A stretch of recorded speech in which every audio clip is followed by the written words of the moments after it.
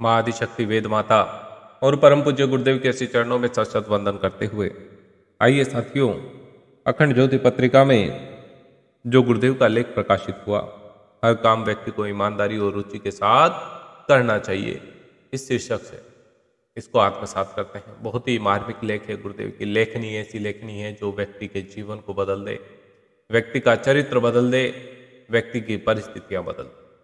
आइए इसको आत्मसात करते हैं। साथियों, परम पूज्य गुरुदेव लिखते हैं कि जो भी काम करो उसे आदर्श, स्वच्छ, उत्कृष्ट, पूरा, खरा व शानदार करो।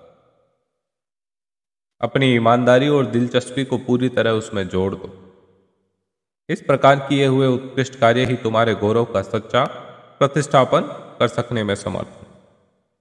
गुरुदेव बताते हैं कि अधूरे, अस्त व्यस्त, फुहड़, निकम्मे, गंदे, नकली, मिलावटी, झूठे और कच्चे काम किसी भी मनुष्य का सबसे बड़ा तिरस्कार हो सकता है।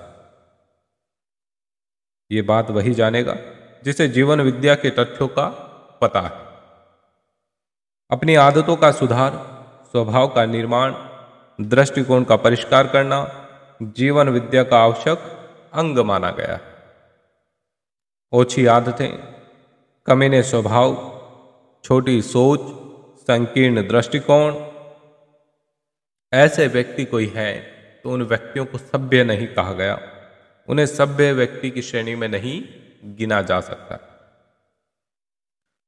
उसे किसी का सच्चा प्रेम और गहरा विश्वास प्राप्त नहीं हो सकता। इस अभाव में वह सदा ओछा ही रहेगा। कोई बड़ी सफलता उसे कभी मिल ही नहीं सकेगी। कहते हैं कि बड़े आदमी सदा चौड़े दिल और ऊंचे दिमाग के होते हैं। यहां शरीर की लंबाई चौड़ाई से मतलब नहीं, यहां दृष्टिकोण की ऊंचाई से अभिप्राय लिया गया।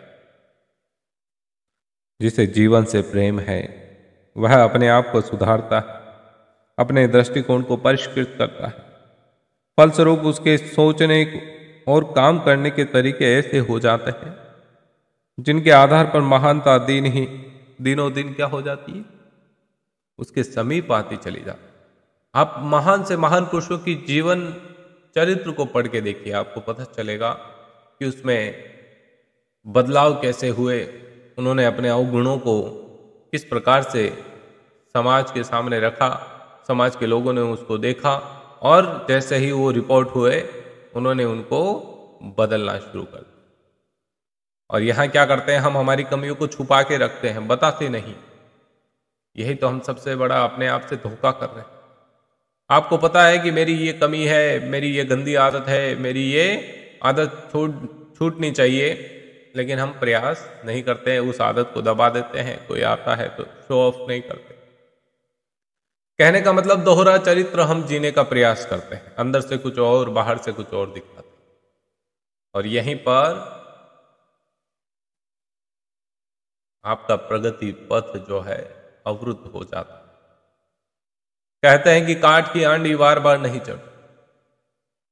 इसलिए हमें जो चरित्र है वो चरित्र ऐसा बनाना चाहिए कि जो अंदर है वही बाहर होना चाहिए। तभी आप एक आदर्श व्यक्तित्व के रूप में उभर कर आए। प्रिय सज्जनों, आप सभी को प्रसंग कैसा लगा, अपनी भाव संवेदनाएं नीचे कमेंट बॉक्स में अवश्य प्रकट करें। जय श्री राम।